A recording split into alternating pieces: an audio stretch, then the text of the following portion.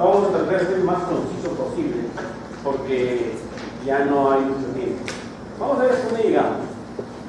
Si no, la delegada ha dicho que le va a dar un día a todos gratuitamente con las clases, pero no con estas diapositivas, sino con los libros donde están estas diapositivas. ¿Cierto, delegada? Lo que me dijo la delegada, para todos, un CD. Empecemos de hipófisis, tumores hipoficiales. A ver, todos recordarán en las clases de endocrino que habíamos estudiado la relación que hay entre hipotálamo e hipófisis, ¿no es cierto? Hipotálamo e hipófisis. Fisiopatología. Es la patología de la fisiología, ¿no es cierto? ¿Cuál es su nombre? Anthony. A ver, ¿qué relación había del hipotálamo con la hipófisis? ¿Qué hormonas se producían en el hipotálamo? Primero, ¿por qué es importante el hipotálamo? ¿Solo hormonas? Regula la temperatura, regula el sueño, ¿qué más? Temperatura corporal, ¿qué más? El hambre, apetito, en cierta medida, ¿qué más? A ver, el último de la fila, ¿qué más? Nombre y apellido. Piero Faris, ahí está grabándose. Dinos, ¿para qué más? ¿Cuántos núcleos hipotalámicos conoces? Menciónalos.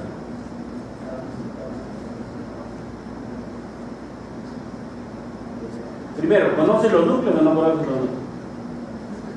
¿No conoces los núcleos? ¿Qué haces acá en fisiopatología? Su compañero. ¿Qué núcleos hipotalámicos conoces? Preóptico, ¿qué más? Paraventricular, ¿qué más? Dos nomás. A ver, tu nombre, hijo. Tú, sí, tu nombre. Dinos, ¿qué núcleos conoces? ¿Qué? ¿Qué han mencionado? A ver, ¿qué núcleo? ¿Óptico? ¿Núcleo óptico? Preóptico. ¿Qué más? A ver, las chicas. ¿Qué? Supraquiasmático. Arqueado, arcuato. Muchachos, en serio, ¿ah? ¿Cómo van a entender la fisiopatología si no entienden la fisiología?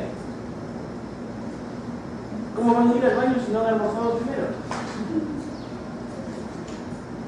Ya, a ver, yo voy a tratar de ser lo más conciso posible. Sabemos que del hipotálamo al hipófisis hay una regulación estrecha, con hormonas liberadoras y hormonas inhibitoras. Principalmente la hormona inhibitora es la inhibitora de la prolactina. Las demás son fundamentalmente estimuladoras, ¿no es cierto? Sabemos además que el hipotálamo tiene núcleos neuronales que tienen estrecha relación a través de sus axones, formando vías aferentes y eferentes hacia núcleos corticales y hacia núcleos subcorticales. Esos núcleos van a regular la actividad que ya ustedes mencionaron, la temperatura, el apetito, parte del sueño, la temperatura corporal, sobre todo a nivel hipotalámico. Pero sabemos también de que el hipotálamo se comunica muy estrechamente con la hipófisis, ¿no es cierto? La hipófisis, como vimos en el endocrino, tiene un origen biológico doble, un origen del ectodermo y un origen del mesodermo. Del ectodermo forma la parte posterior, la que está por acá, miren. Esta es la parte anterior, la parte posterior. La parte anterior es la de la hipófisis, origen mesodérmico, y la parte posterior es la neurohipófisis. Entonces dijimos dos hormonas importantes que se producían a nivel de los núcleos hipotalámicos, pero que tienen estrecha relación con la neurohipófisis, la hormona antidiurética y la oxitocina. En realidad esas hormonas no se producen en la neurohipófisis, sino gracias a que hay una red vascular, rama de la carótida interna. Gracias a esa red, estas hormonas pueden circular en el torrente sanguíneo, pero dependiendo de las condiciones que exigen su necesidad fisiológica. Me explico mejor. Para que, por ejemplo, se libere la hormona antidiurética, tiene que haber una disminución de la osmolaridad, ¿no es cierto? ¿A cuánto es igual la osmolaridad en el organismo? Tu nombre. Susan. ¿A Susilia? Susan. ¿A cuál es la osmolaridad en el organismo?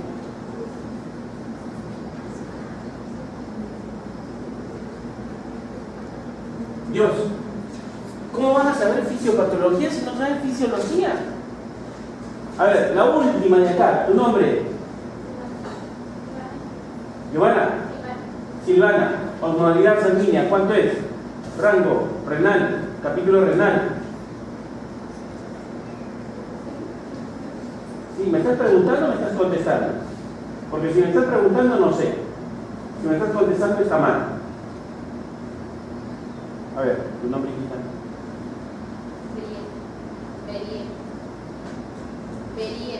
Beriel. ¿Cuánto es la osmolaridad? ¿Me estás preguntando? 90 más menos 5 o 10, ¿no es cierto? Pero el promedio 100, 200, 2, 90. Después ya está 300. Esa osmolaridad va a determinar la actividad o la estimulación del núcleo acuático para liberar qué cosa, la hormona antidiurética. ¿Y dónde ejerce su efecto la hormona antidiurética?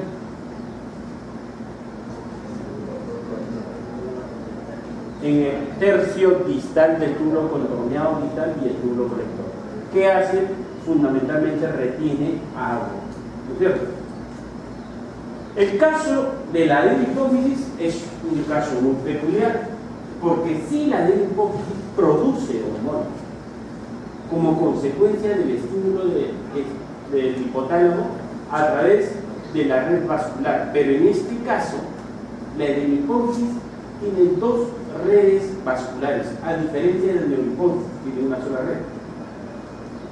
Esto hace que las hormonas que se producen en el hipotálamo descargan sus hormonas hacia la primera red vascular, arriba, en la base del hipotálamo, y es llevado hacia la adenohipófisis, en donde ejerce efecto sobre las células de la adenohipófisis. ¿Qué células tenemos en la adenohipófisis?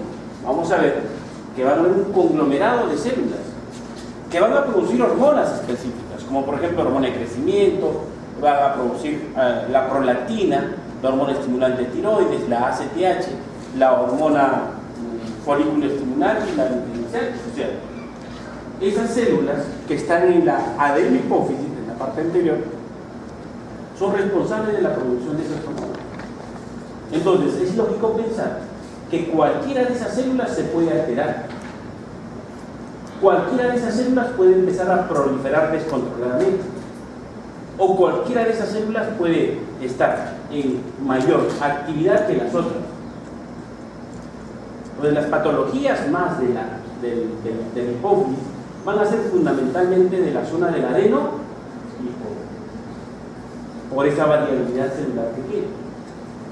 Y efectivamente los tumores, las alteraciones hipofisiarias o alteraciones hormonales en este nivel es fundamentalmente de la adenohipófisis. Entonces, en la adenohipófisis, ¿qué tenemos? Una distribución celular peculiar. Aproximadamente el 50% está constituida por células que constituyen ¿qué cosa? Las células somatotróficas. ¿Y esas células somatotróficas en cuánto están? En 50%. A continuación están las células lactotróficas, que van entre 10 a 25% de la población total de células. Luego las células corticotrófas, que van más o menos entre 5 a 10%, pero es menos del 10%. Y las células tirotróficas, que van de 15 a 20%. Por último, tenemos las células gonadotróficas, que van del 20 al 10%. O sea, hay una distribución porcentual de esas células. Y otro detalle importante que dijimos en la clase de fisiología, dijimos que estas células tienen el nombre en relación al tipo de hormona que producen. Por ejemplo, células somatotróficas son células que producen hormonas que van a todo el soma. Y fundamentalmente, ¿cuál es esa hormona? La hormona de crecimiento. Pero dijimos también otro detalle, que la hormona de crecimiento no ejerce directamente su función sobre la célula blanco, sino a través de otros intermediarios, que son intermediadores y que van al cuerpo, por lo tanto se conocen como somatomedinas. Las somatomedinas son hormonas que intermedian la acción de la hormona de crecimiento. ¿Y dónde se producen? A nivel hepático. Por ejemplo, una hormona de ese tipo es el factor de crecimiento semejante a la insulina tipo 1. Es una somatomedina que facilita que indirectamente la hormona de crecimiento ejerce efecto sobre sus células blancas. ¿Cuáles son sus células blancas? Generalmente son el sistema óseo. Célula lactotrofa. ¿Lactotrofa por qué? Lacto viene de leche. Entonces, ¿qué produce? Prolactina. Células corticotrofas. Está en estrecha relación ¿con quién? Con la glándula adrenal. ¿Y está en estrecha relación con quién? Con la corteza de la glándula suprarrenal y con la piel. Por lo tanto, ¿qué produce? Hormonas corticotrofas, como por ejemplo la ACTH y la hormona estimulante melanocitos. Recuerden que también en teoría dijimos de que la ACTH y la hormona estimulante melanocitos es en realidad de origen de una sola cadena, mejor dicho, se produce como una gran molécula, la preopiomelanocorticotrofina. Es una gran molécula que por ataque enzimático nos va a dar diversos segmentos. Uno de esos segmentos es la ACTH, otro segmento es la MSH, y hay otros segmentos más, incluso segmentos de endorfinas y encefalitis. El otro grupo celular es las células tirotróficas. Tiro viene de tiroides, van a efectos sobre la glándula tiroidea. ¿Para qué? Para producir T3 y T4. Pero recuerden, ya para ir adelantando, cuando vamos a ver patologías tiroideas, recuerden que lo que se produce en mayor cuantía en la glándula, ¿cuál es T3 o T4? ¿Segura? ¿Segura? A la más fuerte, la T4, porque son 4 y no son 3.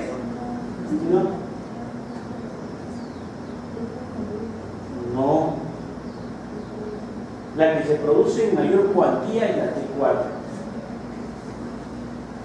Y la que ejerce efecto sobre la célula blanco es la T3. ¿Y su receptor dónde está? De la T3. ¿Tu nombre? No. Carolina. ¿Dónde está el receptor de T3? ¿Te fue demasiado? Carolina. El receptor de T3 fundamentalmente es intracelular. Y generalmente la T4, que si bien es cierto se produce en gran cantidad en la glándula, periféricamente la T4 se convierte en T3. ¿A través de quiénes? De las desiodasas o desiodinasas. Se convierte en T3 y es la T3 la que ejerce efecto. Siguiente, las gonadotróficas. Gonadotróficas, tróficas cuerpo, gónada viene de las gónadas, o sea, son hormonas que ejercen efecto sobre las gónadas. ¿Cuáles son? LH y FSH. Recuerden también que dijimos, tanto LH como FSH se producen tanto en mujer como en varón. La única diferencia es que ejercen efectos en células diferentes. En el varón, ¿en qué células? Internas, claro, son internas. ¿De dónde? Del testículo. Células de Leydig y células de Sertoli. Claro. ¿Y en la mujer en dónde? ¿En qué células?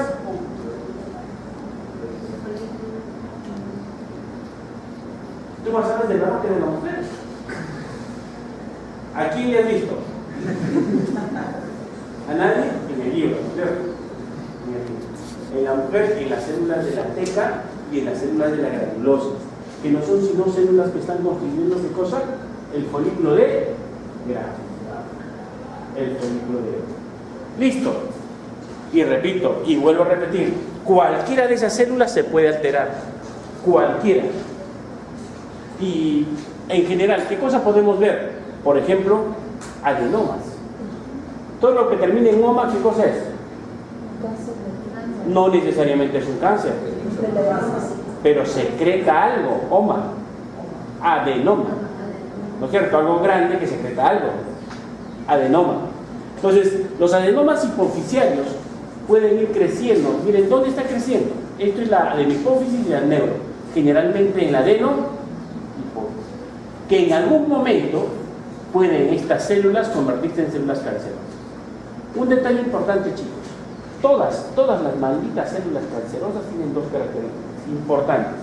Una, que cuando se convierten en cancerígenas o malignas, son células que pierden el control de la división celular.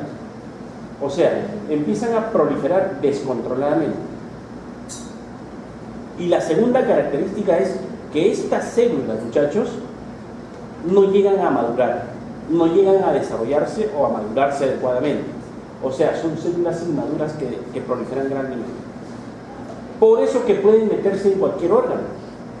Por eso que pueden llegar a cualquier órgano e invadirlo. Porque tienen esas dos características.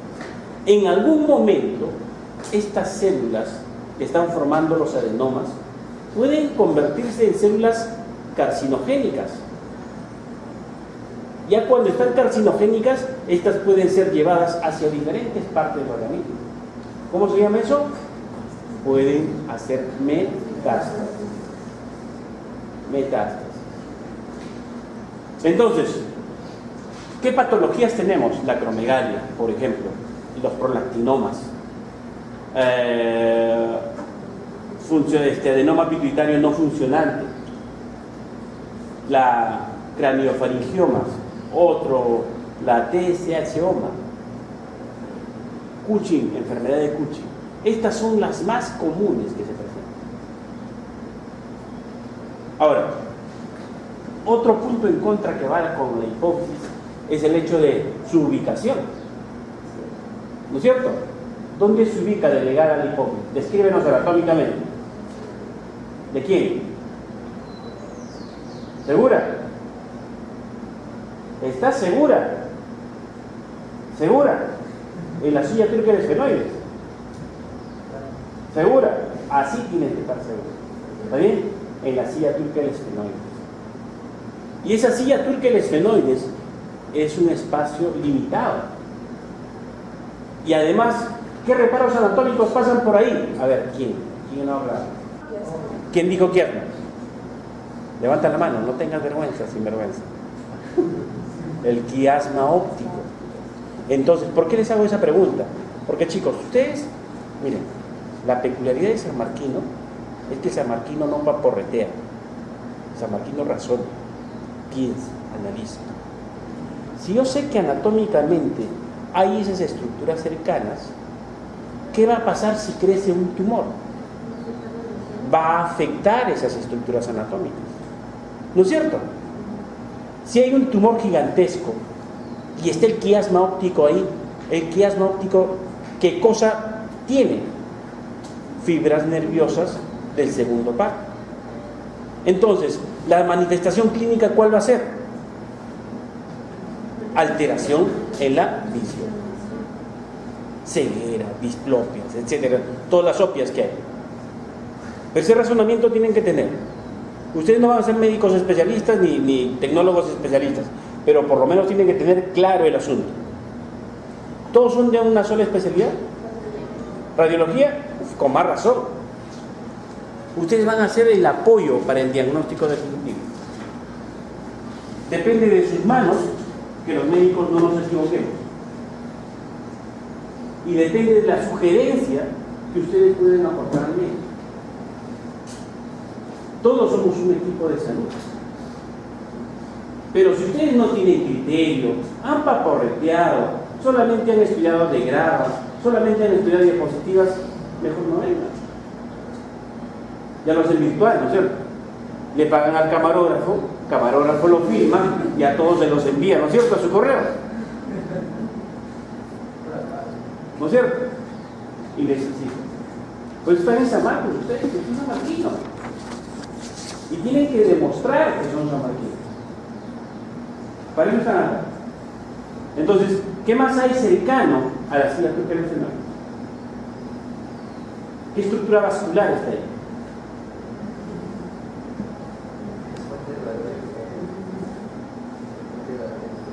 Puente Barole, pero el Puente Barole está abajo. ¿Qué? ¿Cintillas? Ah, sandías, también podría ser. ¿Qué más? Vascular.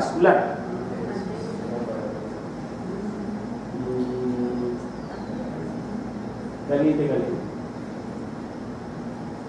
Ramas del polígono D. ¿Para qué se van a detallitos? Tiene que tener lo macro, o sea, se supone que por clase tiene que haber algo que tiene que haber quedado fijo.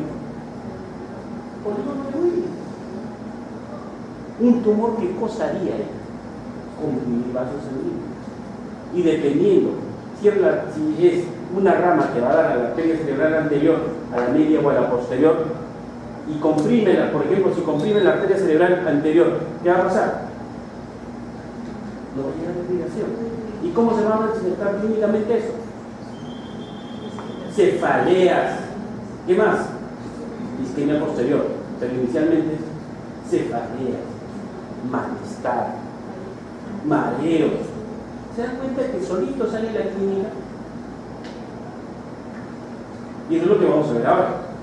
Y efectivamente, estos 6 son los más comunes que se presentan. Son de alta incidencia. Hipopituitarismo. Hipo por debajo.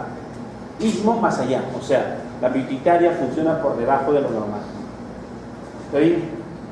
Fisiopatología. ¿Se puede presentar? Porque pueden haber lesiones. Deja de whatsappear. ¿Puede haber lesiones en dónde? En el hipotálamo. Como dijimos que del hipotálamo hay una regulación hacia la hipófisis a través de hormonas liberadoras inhibitoras, si hay daño en el hipotálamo no va a haber esa regulación. ¿No es cierto?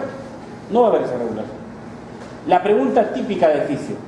A ver, ¿qué pasaba si cortábamos la comunicación entre hipófisis e hipotálamo? ¿Qué hormona aumentaba?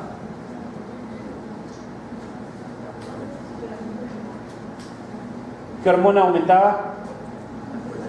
La prolactina. Entonces, si la prolactina aumenta, ¿qué significa? Cuando hay comunicación entre hipotálamo y hipófisis, ¿qué tiene que haber? Un control inhibitorio. Control inhibitorio. Si hay una patología hipotalámica, entonces, ¿qué cosa tengo que ir a buscar? Prolactina, que debe estar hiperarchi aumentado, ¿no es cierto? ¿Qué otro daño puede haber? Puede haber también lesión hipofisial ya propiamente dicha, o sea, una lesión celular o una alteración en la producción de las hormonas. Otra, una lesión en el tallo, en la comunicación, alteración de la concentración de factores liberadores o inhibitores. La hipófisis, en 3D, ¿no es cierto? Hipófisis. ¿Qué puede ocurrir para el hipopituitarismo? Una infiltración. ¿En qué patologías? En la hipófisis linfocitaria, en la sarcoidosis, en el linfoma, en la hemacromatosis, en la tuberculosis y en la sífilis. La tuberculosis no tiene ni lugar ni predilección por ningún órgano. Puede meterse en todos los órganos, en todos, la tuberculosis. ¿Qué otra patología? Traumatismo. Por ejemplo, un proceso destructivo, una iatrogenia quirúrgica o una radioterapia. Los de radiología, los que van a estar en radiología. Congénito, aislado o múltiple, defecto de unos genes PRO1 y PIT1. O puede ser funcional, la anorexia, el estrés severo, enfermedad de Graves o un déficit de la hormona liberadora de gonadotrofinas o la hormona de crecimiento. Puede alterar esta hipófisis y llevarnos al hipopituitarismo. tumores.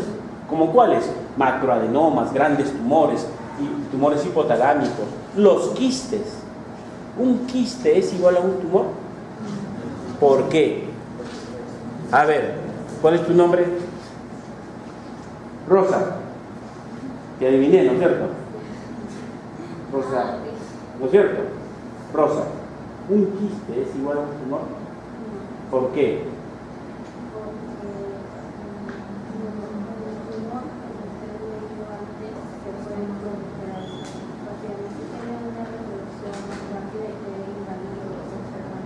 Ya, dejen de estar agarrándose de la manita los dos. Yo los voy a hacer casar. Que le agarra la mano, le sobra el brazo. ¿Qué más?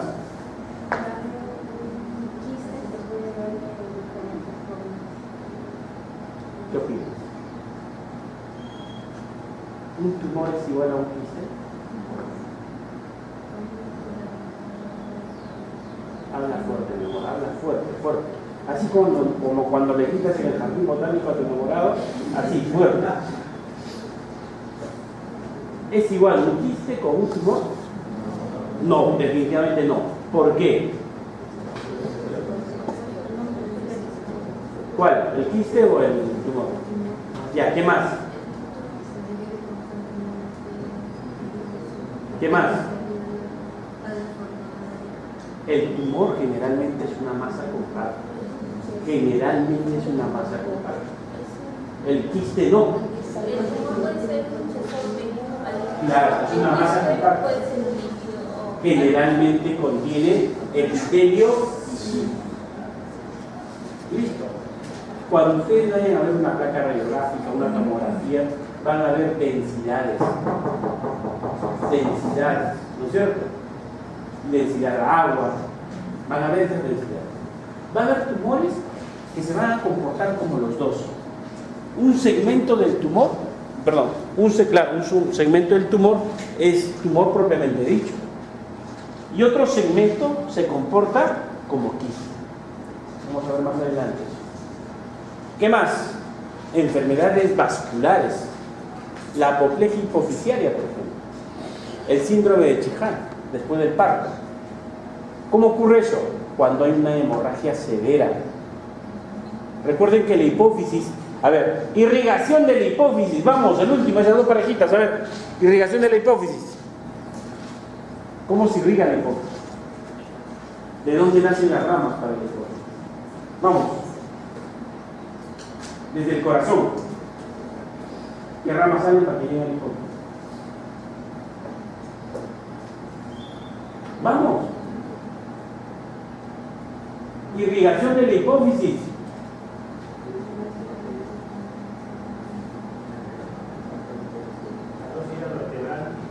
Carótida vertebral.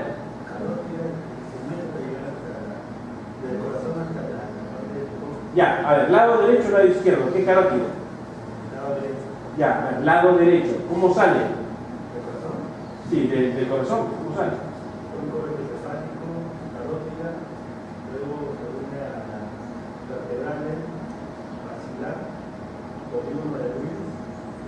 O sea, desde atrás para adelante, mira. Así la irrigación. Ya tu compañero dijo no. A ver, dinos, cuenta. ¿Cómo es? ¿Por qué te oponías a lo que pensaba? Rama es la carótida. Es la carótida interna, es una rama. ¿Sí? La arteria hipoficiaria. ¿Sí? Hipoficiaria llega a la región del hipotálamo con hipófisis, sale, ¿hasta dónde drena? No, todavía la vena corta no. Drena a la vena yugular interna. Vena yugular interna. Entonces, la hipófisis requiere abundante irrigación. ¿Qué pasa cuando la volemia disminuye? Cardio, vasoconstricción, ¿seguro? Volemia disminuye, ¿qué pasa? Volumen de sangre disminuye. ¿Qué pasa? ¿A dónde se prioriza la irrigación? Órganos nobles, ¿no es cierto? Cerebro. ¿Qué más? Corazón y riñón. Órgano noble. Pero ¿qué pasa si hay una hemorragia considerable? O sea, tenemos 5 litros, más o menos estamos en 2 litros. ¿Qué pasa? Entra en un shock hipovolémico. Eso es lo que sucede acá en el síndrome de Leach-Hansen. Lo que sucede es eso. Una hemorragia postparto puede llevarnos eso. En buena cuenta, en términos sencillos. En términos sencillos, no es sino carencia de nutrientes y carencia de irrigación, células de la hipófisis empiezan a necrotarse. Por lo tanto, las otras células que pueden sobrevivir ya empiezan a producir en mayor cantidad hormonas. ¿Cuál es la clínica? Ya lo que hemos estado conversando. Básicamente, hipopituitarismo es casi la destrucción del 75% de la glándula. Mejor dicho, la manifestación clínica del hipopituitarismo se va a dar solo si solo hay 75 o más % de destrucción de la glándula. Antes de eso no da mucho cortejo sintomático, mucho cortejo clínico, no da. Por ejemplo, cuando hay déficit de hormona de crecimiento puntual, en niños, ¿qué pasa? Se refleja en talla baja, aumento de grasa corporal e hipoglicemia. ¿Se acuerdan ustedes que en endocrino dijimos cuáles eran las hormonas contrarreguladoras de la insulina?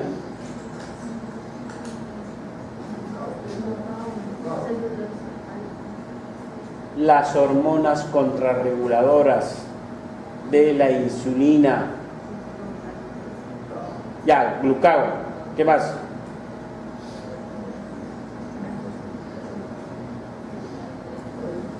¿Ah?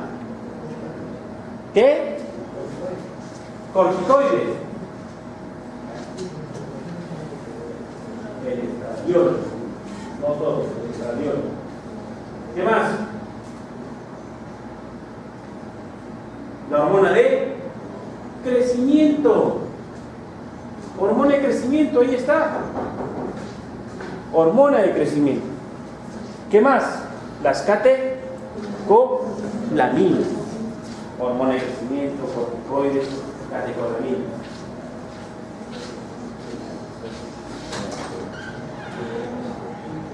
¿Qué? No. Y en adultos, ¿qué cosa hay? Alteración de la composición corporal, disminución de la masa ósea y muscular, sobre todo de la masa ósea, disminución de la sensación de bienestar, porque la región del hipotálamo, ¿qué hace? Regula también parte de eso, porque hay vías que van hacia el sistema límbico. Astenia marcada, depresión. Cuando hay déficit de gonadotrofinas, ¿qué gonadotrofinas? LH, FSH. ¿Qué pasa? En niños, pubertad retrasada. En mujeres, alteraciones menstruales y amenorrea. En varones, disfunción eréctil, atrofia testicular. Pero también puede manifestarse en ambos. ¿Qué cosa? Disminución de la libido, infertilidad, pérdida de caracteres sexuales, sobre todo secundarios. Labios, en las mujeres, labios mayores hipotróficos. En los varones, escroto hipotrófico.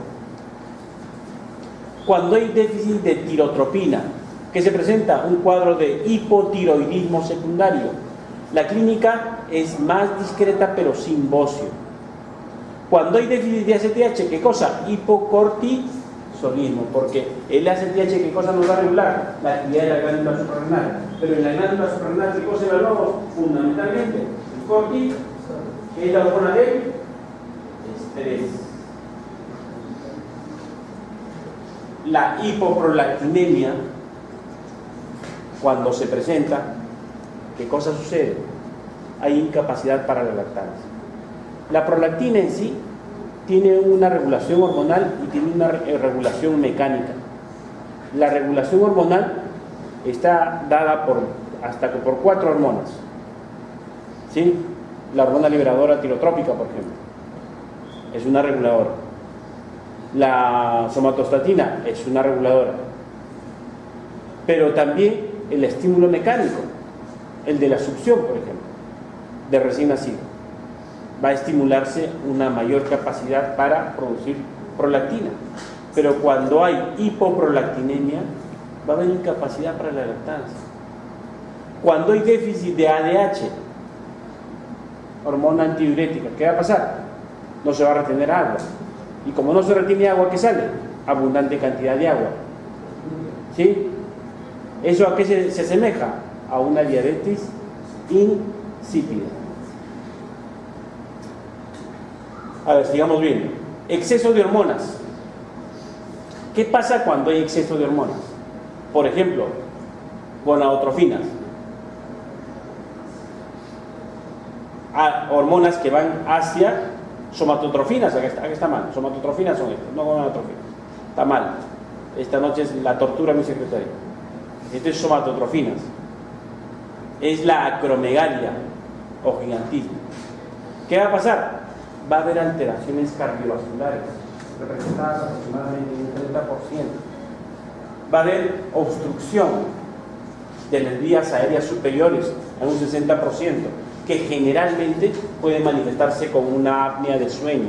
Es como esos sueños que cuando estás durmiendo te despiertas así abruptamente y tienes una sensación de morirte porque no puedes respirar. Eso es una apnea de sueño. Diabetes mellitus, 25%. Manifestación, la acromegalia. Pero la manifestación típica de la acromegalia generalmente es tumoral, mejor dicho. El hecho de que se produzca más hormona de crecimiento o hormonas somatotróficas en mayor cuantía es fundamentalmente debido a tumores que se han desarrollado en la de la hipófisis. Básicamente tumores. Exceso de gonadotrofinas. ¿Qué va a pasar en las mujeres? Mucho LH, mucho FSH. ¿Qué puede pasar? Desarreglos en ciclo menstrual. Por eso hay alteraciones menstruales. En varones, no es que tengan LH y FSH y están normal. Cuando están alterados, ¿qué pasa? Disfunción eréctil, atrofia testicular, hipertrofia testicular. ¿Por qué una consulta de esas alteraciones menstruales puede producir quistes? Claro. Puede producir quistes ováricos sobre todo. En ambos, igual, disminución de la libido, infertilidad, pérdida de caracteres sexuales secundarios. Exceso de tirotropina, cuadro de hipertiroidismo secundario. A ver, para un poco amenizar el asunto. El eje tiroideo. Elementos del eje tiroideo, ¿cuáles son? Elementos del eje tiroideo.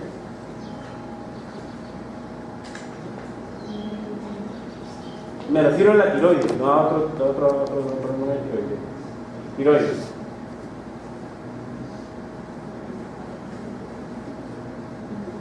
Ya pasaste fisio, ¿no? ¿Pasaste fisio ya? ¿Sí? ¿Sí? Ya, elementos del eje tiroideo.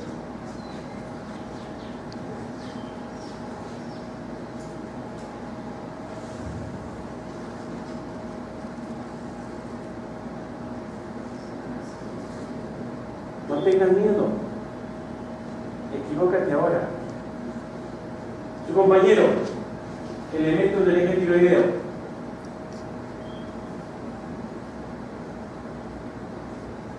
A ver, salve. Elementos del eje tiroideo.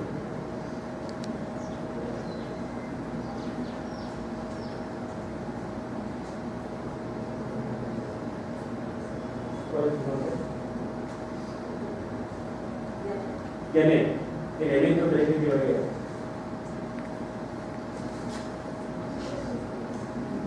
¿Qué hacemos?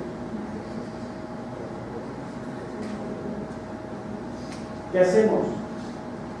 Si no, ¿cómo voy a saber dosar? ¿Cómo voy a saber medir? ¿Cómo voy a saber caracterizar? Elementos del eje tiroideo. No tengas miedo, dime. Equivócate. Esa es la hormona, pero elementos. Hipotálamo, hipófisis, glándula, tiroides y célula blanco.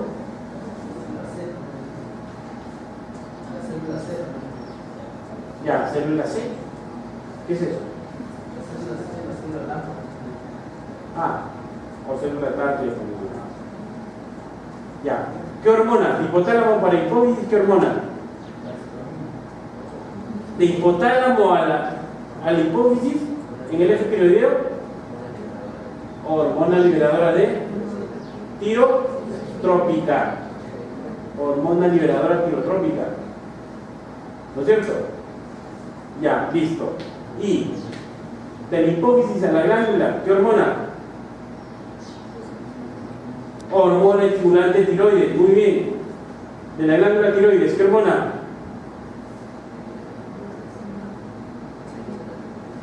Claro, la T3 y la T4.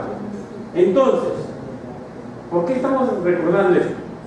Si yo sé que hay un eje endocrino del hipotálamo a la hipófisis, de la hipófisis a la glándula, de la glándula a la célula blanca, si por ejemplo está dañada la glándula y no está produciendo adecuadamente la T3 y la T4, o mejor dicho, está disminuida la T4, porque normalmente debe ser en abundante cantidad, ¿qué debo estar pensando que está sucediendo? Algo pasa arriba, ¿no es cierto? Es lo que estoy pensando. Y para saber qué pasa algo arriba, ¿qué tengo que valorar? La hormona que se debe liberar ahí. A ver, plumones. Plumones.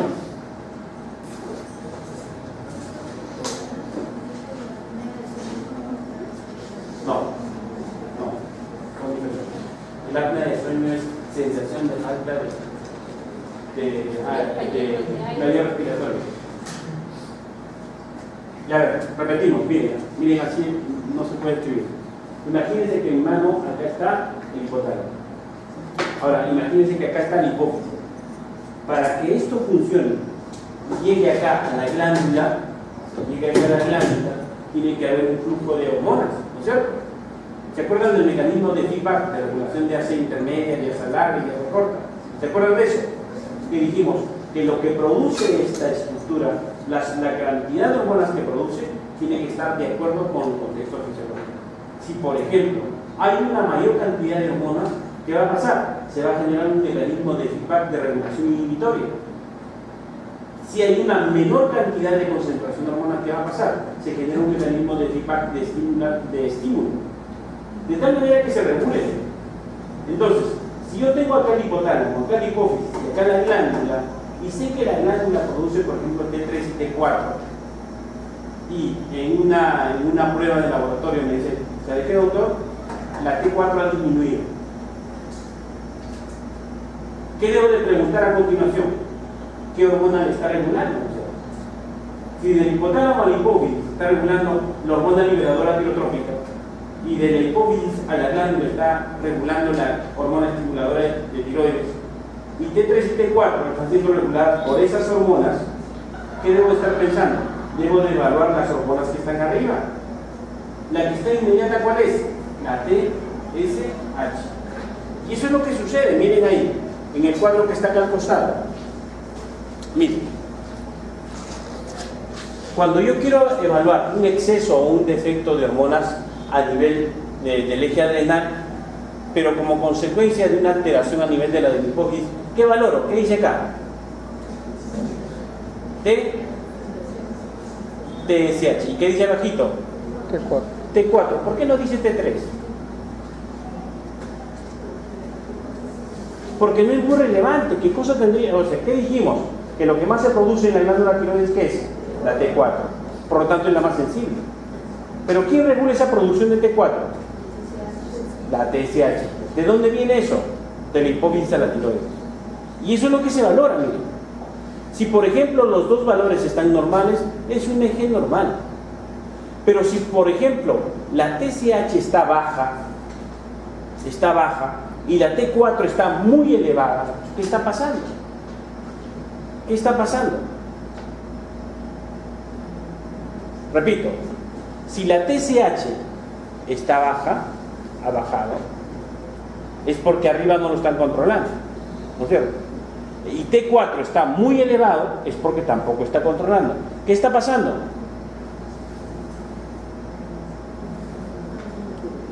Puede haber un daño a nivel de la glándula. Hipotiroidismo. Igual acá puede haber un hipotiroidismo primario, un hipotiroidismo secundario. Ya no voy a entrar en detalles. Lo que quiero que quede claro es que si yo quiero valorar una hormona periférica, tengo que valorar también las hormonas que regulan esa hormona periférica. ¿Qué hormonas? Las hormonas del hipotálamo a la hipófisis. Las hormonas de la hipófisis de la glándula. Un déficit de ACTH. ¿Se acuerdan de Cushing? Creo que como usted le decía, una patología de Cushing. Alteración del cortisol. ¿Cómo se manifiesta? De este modo. ¿Qué presentan? Obesidad, distribución de tejido adiposo, mala distribución del tejido adiposo. ¿Qué más? Decaimiento. ¿Qué más? Estrías en todo el cuerpo. ¿Qué más? Cara de luna llena por alteración del cortisol. Una hiperprolactinemia, ¿qué cosa puede dar en la mujer? Amenorrea, galactorrea y esterilidad. En el varón, ¿qué cosa puede dar? Disminución de la libido y galactorrea, pero muy raro. ¿Cómo diagnosticamos? Valorando las hormonas, lo que ya les manifesté. Por ejemplo, si el eje gonadal está alterado, ¿qué tengo que valorar? Los valores basales de ¿quién? De la testosterona, FSH y LH. Si yo estoy estudiando testosterona, ¿qué cosa estoy valorando? ¿Qué función de qué estructura estoy valorando? ¿Dónde se produce la testosterona? Epidídimo. En tu cuerpo, en el epidídimo. ¿Dónde se produce la testosterona?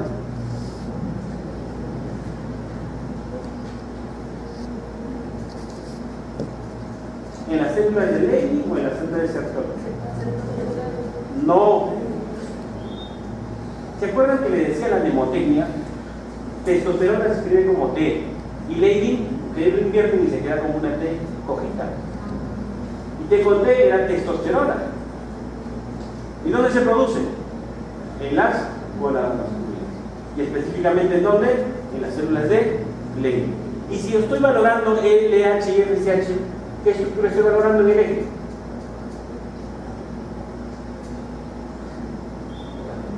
¿Qué cosa? ¿La qué? Habla fuerte como cuando le gritas a él. ¿Pero qué cosa? ¿Qué estructura? La hipófisis. ¿Qué parte de la hipófisis? Adenohipófisis. ¿Qué les estoy diciendo? Razonen.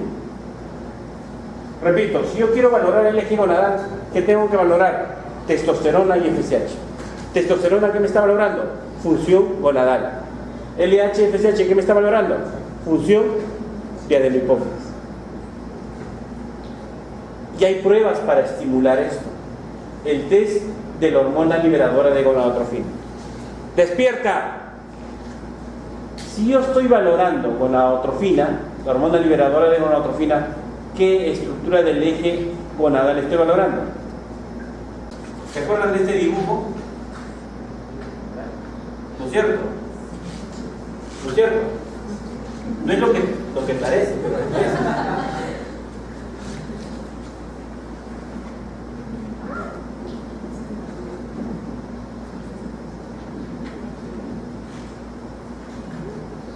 Ya, para todos, atiendan. Hipotálamo, hipófisis, glándula, célula, elementos de un eje endocrino. ¿Está bien? Listo. De hipotálamo hacia la hipófisis dijimos que hay hormonas liberadoras u hormonas inhibidoras. ¿Está bien? ¿Está bien o no? De la hipófisis anterior, ya que nos está interesando, van a salir hormonas, pero son hormonas somatotróficas. y de la glándula hacia la célula blanco, específicamente hormonas propiamente.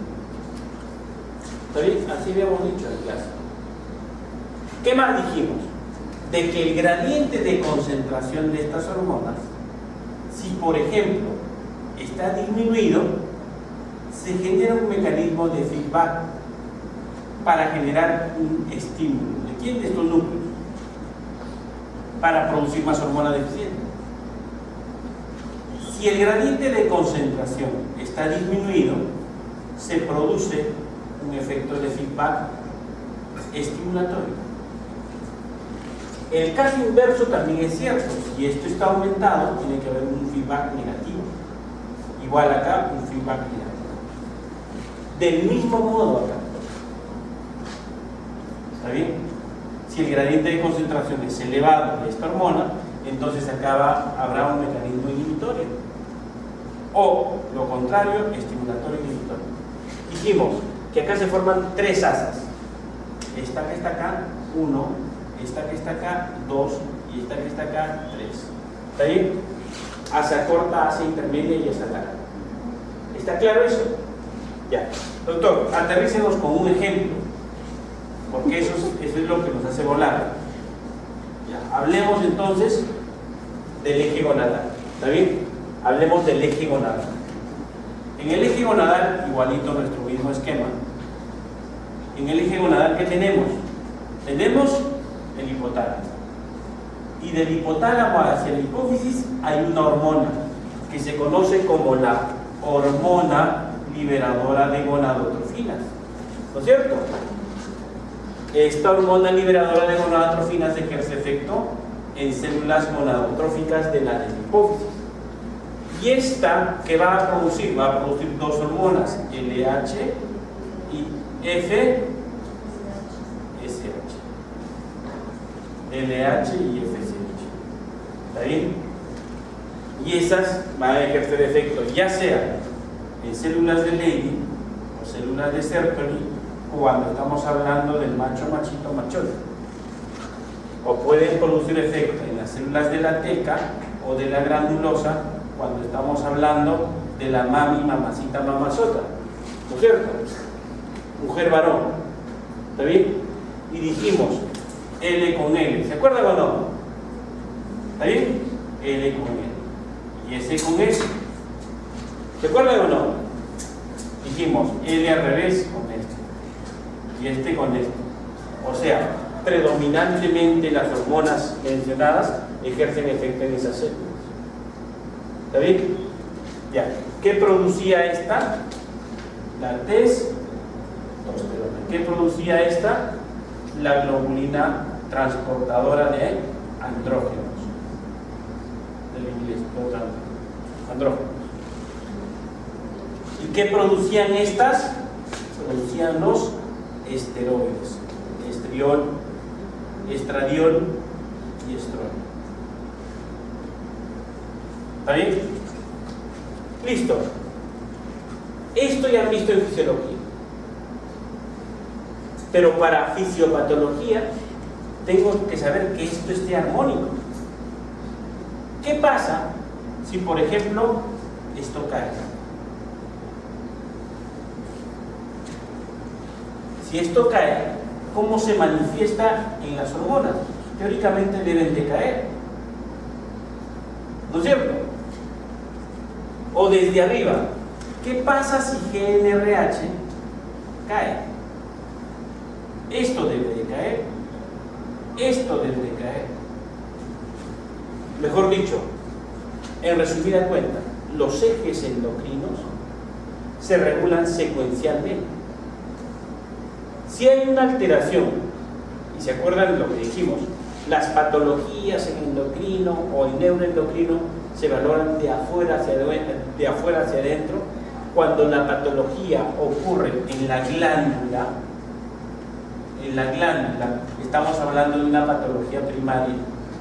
Cuando la patología ocurre a nivel de la hipófisis, estamos hablando de una patología de nivel secundario.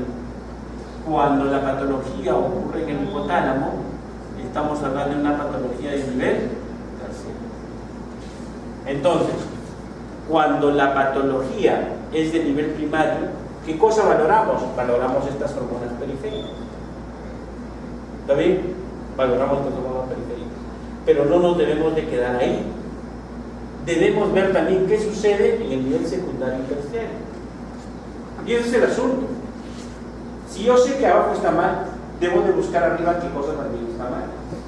¿No es cierto? Y eso es lo que pasa con las hormonas, con las hormonas del eje gonadal. Miren, ¿qué nos dicen acá? Acá se nota un poquito. ¿Qué dice acá? Desde G, GNRH. ¿Qué cosa es el GNRH? La hormona que se libera del hipotálamo al hipófisis. ¿Está bien? Repetimos esa partecita, miren.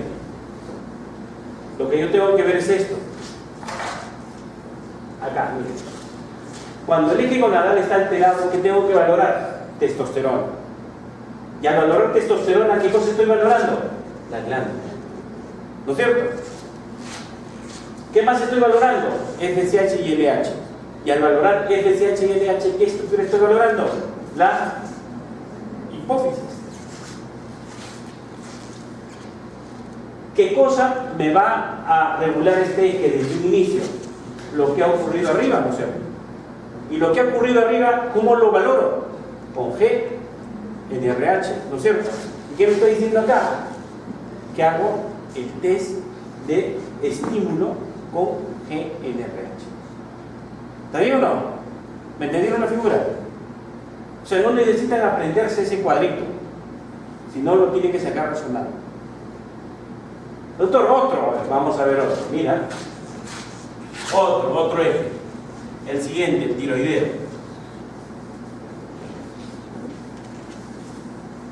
El tiroideo. Ya con esto incluso al endocrino le van a sugerir, doctor, ¿por qué no hace una valoración ahí?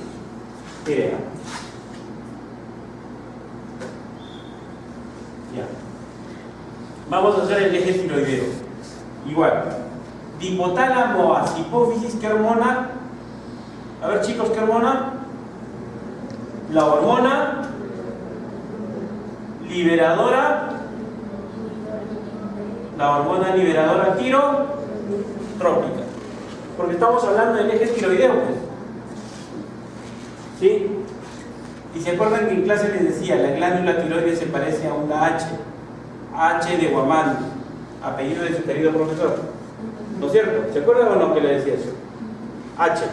Entonces, la hormona liberadora tirotrópica ejerce efecto sobre la de la hipófisis. Muy bien. La de la hipófisis, ¿qué cosa producía? ¿Qué cosa? TSH, hormona estimulante tiroides. ¿Ya vi? ¿Y la tiroides qué cosa producía? T4 y T3. ¿Está bien o no? Y esta ejercía efecto en su célula blanco. Pero en realidad, en su célula blanco, ¿quién tiene su receptor predominantemente para estos? Será para la T3.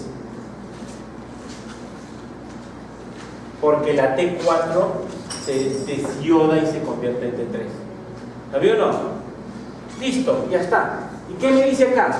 ¿Qué pruebas basales tengo que hacer? Tengo que hacer la de T4 y la TSH. Pero acá me pone T4 libre. ¿Qué significa eso? ¿Se acuerdan ustedes en endocrino les decía que muchas de las hormonas tienen sus transportadores, que en realidad eran proteínas, y que eran 3 los transportadores más conocidos? La albúmina, la prealbúmina y la globulina transportadora de hormonas, ¿se acuerdan? Eran 3. Entonces, en el torrente sanguíneo, ¿cómo encontramos a las hormonas? De 2 maneras. Generalmente las que son liposolubles se encuentran unidas a estas proteínas transportadoras. Y en mayor cuantía están de ese modo. Pero también se los puede encontrar en forma libre. En forma libre, ¿qué pasa? Mantienen toda su potencia fisiológica, mantienen su tiempo de vida media. En cambio, cuando se juntan a su transportador, disminuye o se anula su actividad fisiológica. Y aparentemente se prolongaría su tiempo de vida media. ¿Me dejo entender? Aparentemente, en realidad no se prolonga, porque es vida media característica de la hormona. ¿Está bien? Entonces, ¿qué me está pidiendo? Me está pidiendo T4 libre, o sea, la que no se ha fijado a ningún transportador. Porque las pruebas que se tienen en laboratorio es para reconocer a la hormona directamente. ¿Está bien? Porque no hay pruebas que disciernan si es con la albúmina, si es con la prealbúmina o si es con la globulina. ¿Qué me pide? T4 libre, esta de acá. T4 libre. ¿Qué más me está pidiendo? TSH, lo que está hacia arribita, TSH. O sea, estoy analizando la glándula, lo que sucede después de la glándula y lo que sucede antes de la glándula. ¿Qué más? ¿Qué pasa si encuentro alguna patología o no encuentro nada acá? ¿Qué hago? Estimulo lo de arriba. ¿Cómo se llama ese estímulo de arriba? Es estimular la TRH. ¿Cómo se llama eso? Test de estímulo de la TRH. ¿Qué dice acá? Test de estímulo de TRH. ¿No es cierto? Yo ya debería hablarles desde acá, porque ya debo entender que ustedes se vienen con esto. Y esto hemos hecho en clase, ¿o no? Delegado. ¿Sí o no? Esto hemos hecho en clase. Lo que pasa es que solamente estudian de paporreta para el examen. Pasó el examen, como algunos vicas, por fin pasé ese maldito curso. ¿No es cierto? Pero miren lo que han dejado de aprender. Y esto en términos sencillos. ¿Está bien o no? Ya. Ahora sí, continuamos. Ahora sí puedes poner tu filmadora. Ya, sigamos entonces. Igualito. A la luz. Tú eres de la luz, tú controlas la luz. Del mismo modo, miren. Adrenal, ¿qué cosa dijimos que la hormona que representaba la función de la glándula suprarrenal? Cortisol. Acá está el cortisol, miren. Si el cortisol estaba bien, ¿qué tenía que ver? Cortisol tras tolerancia oral o test de tolerancia de la insulina. Igual, somatotrofos, hormona de crecimiento, prolactina igual. O sea, el principio es como les he explicado en la pizarra. Y hay un montón de pruebas. El test de provocación para evaluar el eje adrenal y de la hormona de crecimiento. Lo que ustedes van a ver. Hipopituitarismo en imagen. ¿Qué se ve en radiografía simple? Si es hipopituitarismo, mi punto de reparo anatómico, ¿cuál va a ser? La silla turca, pues. ¿No es cierto? Debo abarcar la silla turca. Y en la silla turca, ¿qué cosa debo de ver? Calcificaciones. Ya listo, hasta ahí llegaron ustedes. Ya que el patólogo defina qué tipo de patología es. Su aporte como tecnólogos médicos en radiología es soporte. Hay una masa hipodensa que asemeja a una calcificación. ¿Listo? Y el apellido le pondrá pues el patólogo, un craneofaringioma. Pero lo más común es craneofaringioma. La resonancia magnética nuclear. Entre la radiografía y la resonancia hay una diferencia abismal. ¿No es cierto? Como la canción de José José, 40 y 20. Abismal. Porque la resonancia me va a dar detalles más nítidos, me va a dar más campo definido. Por eso que puedo ver qué cosa, quiasma óptico, puedo ver el tallo de la glándula, puedo ver la carótida, los senos cavernosos. Si no es posible, en algunos casos cuando el paciente presenta cierto rechazo a la prueba, como por ejemplo la claustrofobia. O si es un paciente que, por ejemplo, ha sido operado y se le ha puesto una placa de titanio en el cráneo. Ahí sí, jamás le tomas una resonancia. Tratamiento. Déficit de cortisol, ¿qué se usa? Hidrocortisona y prednisona. Simplemente para que tengan conocimiento. Ustedes no van a recetar. Hidrocortisona y prednisona. Tarea para la casa. ¿Qué función tienen la hidrocortisona y la prednisona? Pero ¿cómo van a estudiar? ¿O cómo van a hacer la tarea? Haciendo sus ejes y viendo qué función tiene cada hormona, van a determinar por qué la hidrocortisona va a ejercer efecto con el cortisol. Déficit tiroideo, ¿qué cosa es? ¿Qué cosa se le da? Levotiroxina. Déficit gonadal, ¿qué se le da? Testosterona o estrógenos y testosterona. Por si acaso, les repito, las mujeres también producen testosterona. ¿Dónde? ¿Tú produces testosterona? ¿Tienes testosterona? ¿Tienes o no tienes? ¿Tienes? ¿Tienes o no tienes? ¿No tienes? Chicos, Profe, una consulta, la textura no sale cuando tiene los vellitos. cuando salen los huequitos, ¿qué huequitos? No, pero los vellitos el rostro. ¿Qué huequitos? Ah, vellitos, huequitos. Claro. Se están androgenizando. Claro, si tú estarías en bigotes y barbas, estuvieras androgenizando. Pero ocurre, ¿eh? En las mujeres puede ocurrir. ¿No lo viste en el circo de la mujer barbuda? No es una mentira, es cierto. Claro. ¿Quién? ¿Silvana?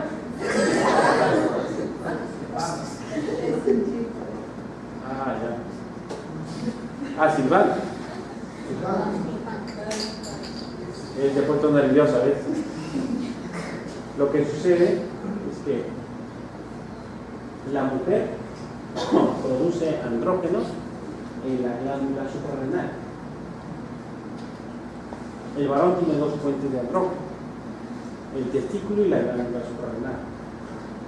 Pero en algunas patologías, esos andrógenos producidos por la glándula suprarrenal están en exceso.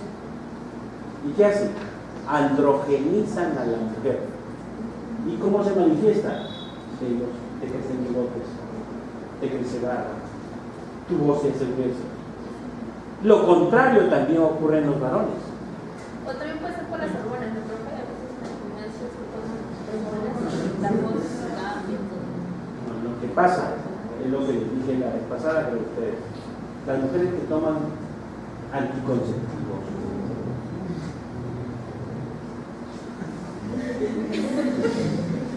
tienen que ser medicadas adecuadamente por el médico correspondiente, porque no es tomar y tomar, porque Pero los anticonceptivos, que también son para regular.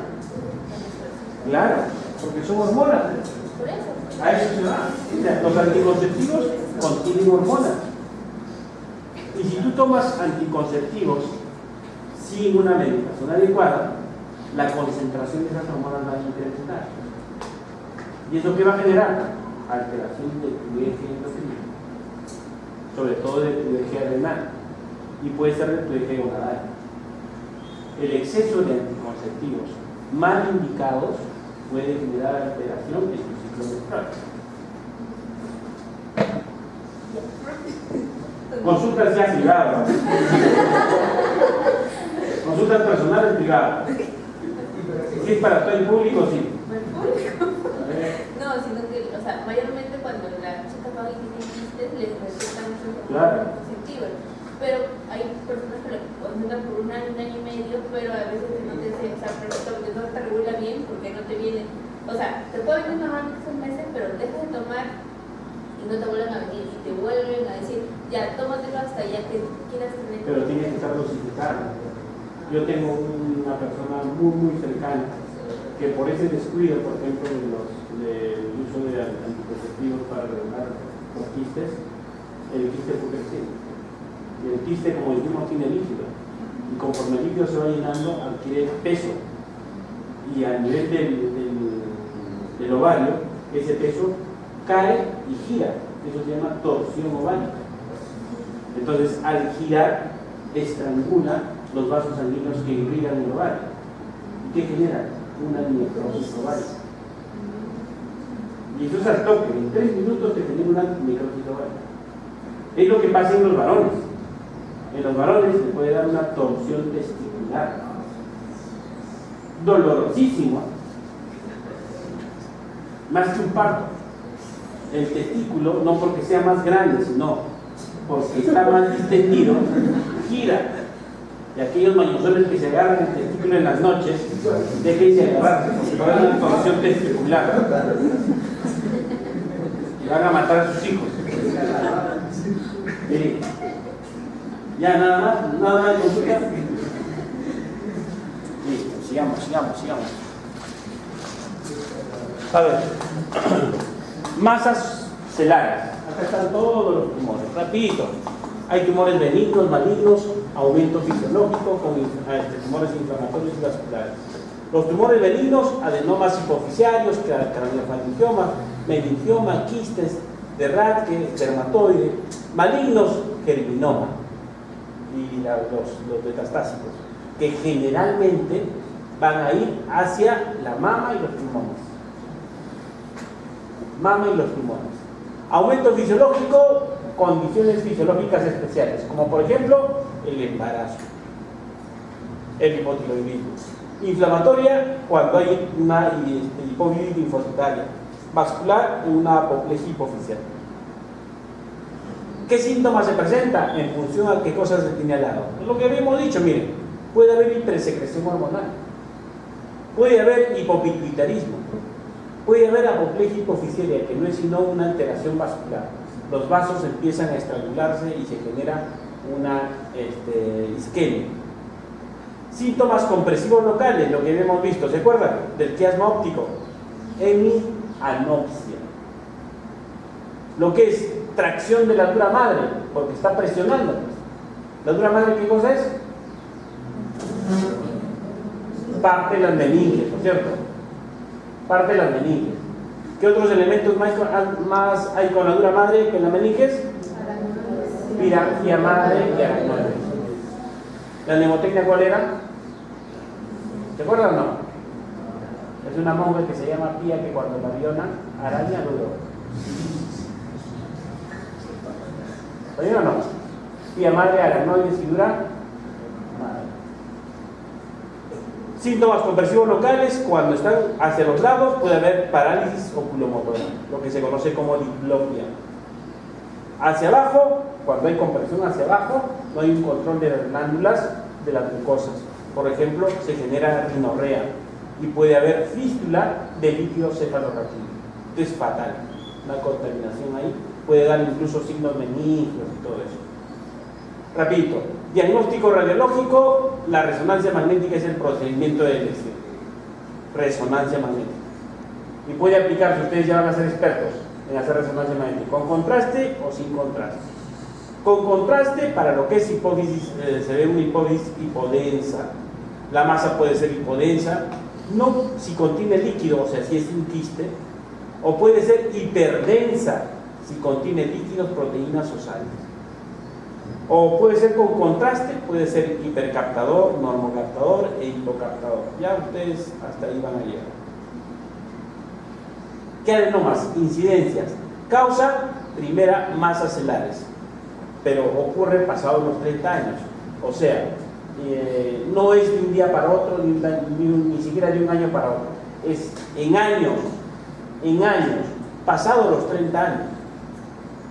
Y a veces incluso solo se diagnostica en las autopsias, o sea, después de muerte. La etiología, origen clonal, alteración de las células de la hipófisis, asociados a algunos genes. El PIT, ¿se acuerdan? Su clasificación va a variar dependiendo del tamaño, producción, inmunotinción, diferentes nombres. Y a la resonancia magnética nuclear también podemos clasificarlo como micro o macro, hipocaptador o macro similar en la captación. Más o menos esa es la figurita, miren, cómo los adenomas hipoficiarios van modificándose en el tiempo. Va creciendo, invasivo para todo. Acá probablemente empiecen a aparecer cefaleas, malestares generales. Acá ya hay compresión, ya probablemente los elementos anatómicos que están cercanos a ellas están alterando. Acá ya pues hay compresión. ¿Hasta aquí lo tenemos? Adenomas hipoficiarios. Miren, ¿dónde está el adenoma? Acá abajo. Esto es un adenoma. Todo esto. Craniofaringioma. ¿Cuándo se presenta? En los dos picos extremos. ¿Dónde? Infancia y adolescencia. Y edad media. En ancianos muy raros. ¿Deriva de qué? De restos embrionarios de la bolsa de Ratte. ¿Saben qué cosa es la bolsa de Ratte? ¿Se acuerdan? ¿Se acuerdan o no?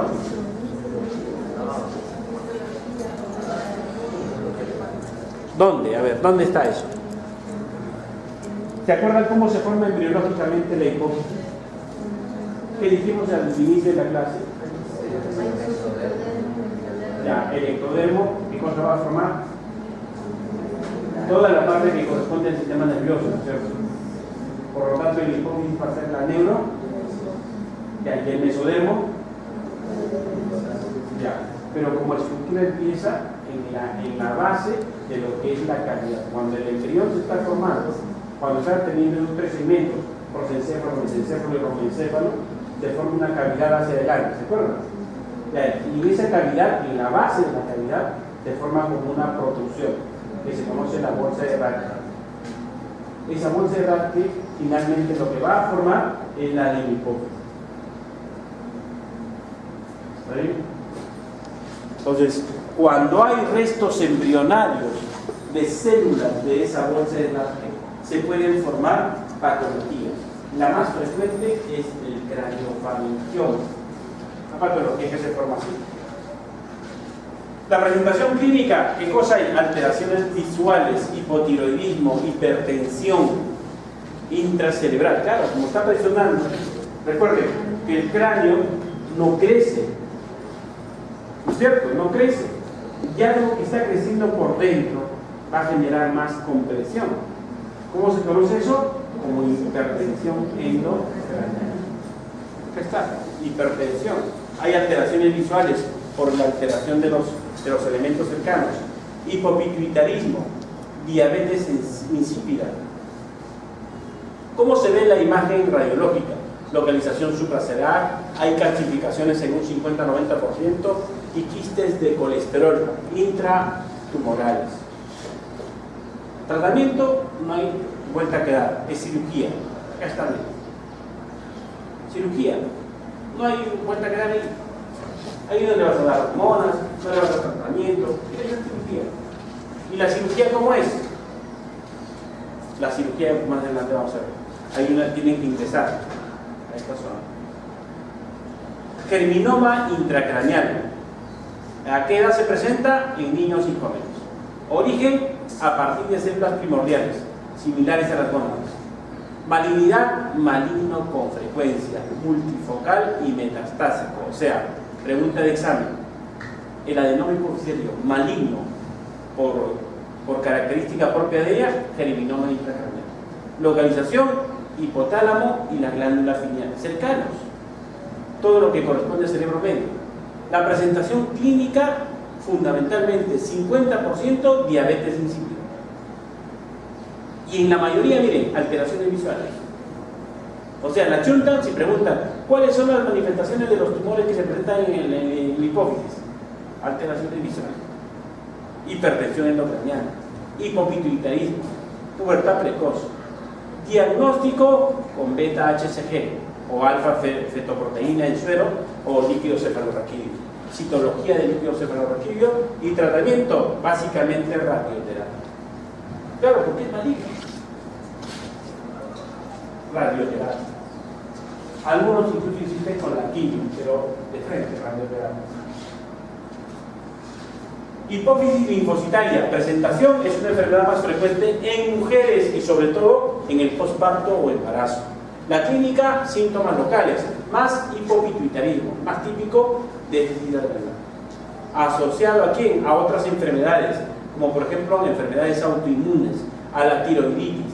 La tiroiditis es una enfermedad autoinmune en la cual algunos anticuerpos ejercen bloqueo de los receptores de las hormonas tiroideas. En algunos casos hay anticuerpos frente a la prolactina. Imagen en resonancia magnética. ¿Cómo se ve la hipófisis linfocitaria? En el diagnóstico, básicamente, una masa hipofisiaria. Acá está la hipófisis, una masa. Se tiene que hacer biopsia. Apoplejía hipoficiaria, otra patología. Una apoplejía hipoficiaria tiene estrecha relación con quién? Con la necrosis. ¿Como consecuencia de qué? Como consecuencia de la disminución o bloqueo de irrigación. Como consecuencia de una hemorragia en el seno de un tumor hipoficiario. Se da por infarto hemorrágico agudo. Hay factores predisponentes, como por ejemplo un tumor hipoficiario, sobre todo productor de hormona de crecimiento. Puede darse también posparto, como en el síndrome de Sheehan. Anticoagulantes y radioterapia puede generar esta apoplejía hipoficiaria. Síntomas, lo que dijimos, ¿qué cosa? Cefalea brusca. Y después de la cefalea, ¿qué cosa les da? Náuseas y vómitos. Y si está cercano el quiasma óptico, ¿qué cosa va a dar? Ceguera. ¿Y la ceguera qué cosa te va a dar? Omnibulación. Secuelas, hipopituitarismo. En síndrome de Sheehan es característica la incapacidad para la lactancia. ¿Se diagnostica con qué? Tomografía axial computarizada y por resonancia magnética nuclear. Pregunta de examen: no se hace rayos X porque es recontra insuficiente. Ahí está la apoplejía, miren.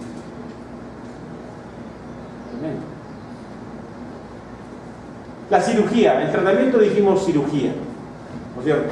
Básicamente tratamiento de elección para adenomas hipoficiarios, salvo los prolactinomas. Excepción, pregunta de examen. Excepción para el candidato a cirugía es el prolactinoma. Es una cirugía transesfenoidal. Miren cómo ingresa por el esfenoides. Y tratan de limpiar, llega hasta la silla turca y tratan de limpiar. Sacan y ponen una banda. Viene, creo, con un cuaderno, no sé quién.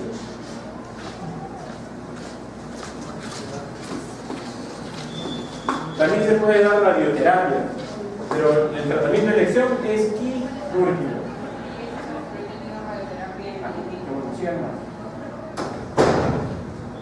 Cirugía transesfenoidal. Radioterapia hipoficiaria. Esto es lo que se hace ahorita. Radioterapia estereotáxica. Tenemos media hora, tenemos una clase más.